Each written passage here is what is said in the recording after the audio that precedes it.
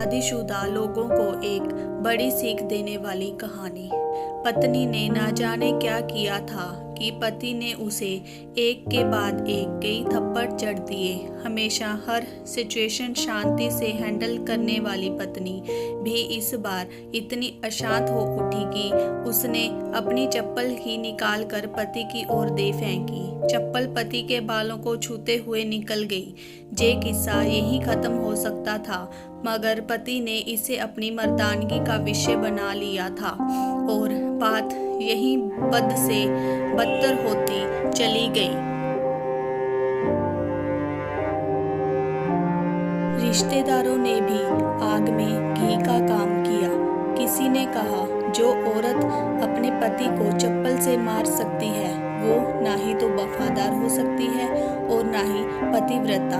ऐसी औरत परिवार ही नहीं पूरे समाज पर कलंक की तरह है। बीवी के पक्ष वाले कहाँ पीछे रहने वाले थे।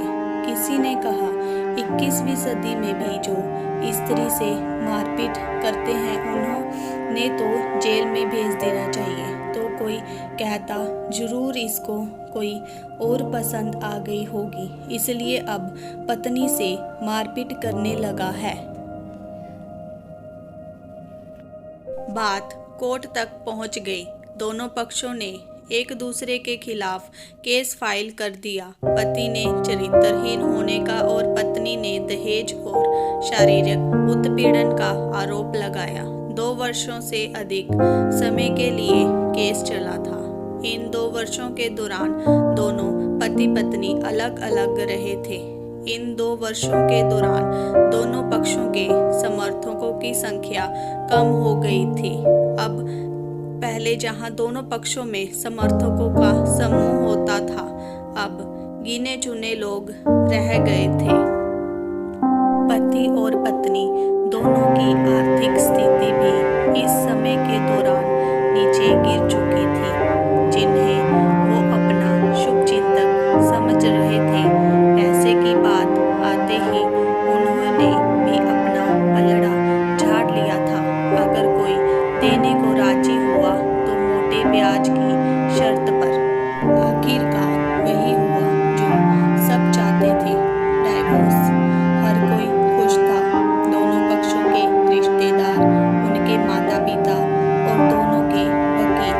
लेकिन 5 साल की सुखद शादी और एक सुंदर बेटी होने के बाद मिले इस डाइवोर्स से पत्नी मूक थी और पति शांत। पति पत्नी भी इन सभी से दूर एक दूसरे के सामने मेज पर बैठे। पत्नी ने पति से कहा, अब तो तुम खुश होगे ना? तुम्हारे मन की जो हुई है मुबारक हो। तुम भी तो आज जीत गई हो। मुझसे तलाक तो तुम्हें भी मिल गया है। Congratulations to you too. तलाक तो तुम जीत का प्रतीक समझते हो, पत्नी ने पति से कहा। पति चुप रहा।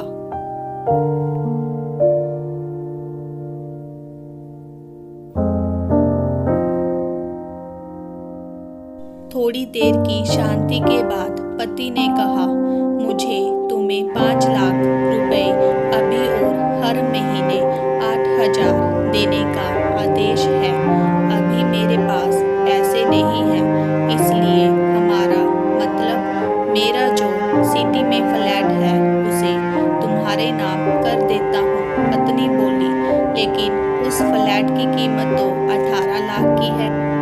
नहीं नहीं, मुझे सिर्फ 5 लाख ही देना और तुम हर महीने 8,000 तो देने ही वाले हो। मैं मैनेज कर लूंगी।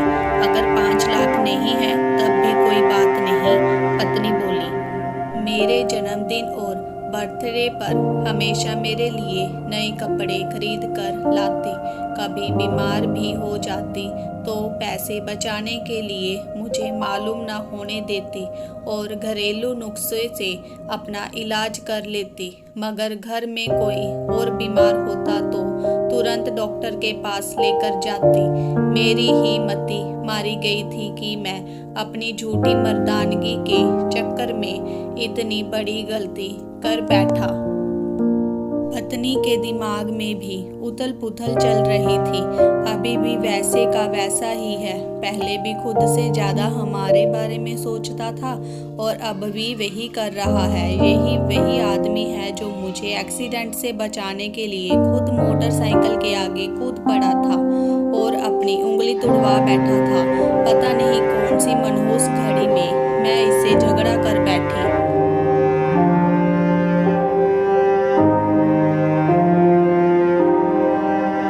पति कुछ कहना चाह रहा था लेकिन हिचकिचा रहा था। पत्नी ने पूछा, कहना चाहते हो? बोला, क्या सब पहले जैसा नहीं हो सकता? क्या मतलब? पत्नी बोली, मतलब कि हम फिर से पहले की तरह पति पत्नी बनकर, सच्चे दोस्त बनकर नहीं रह सकते? पति बोला,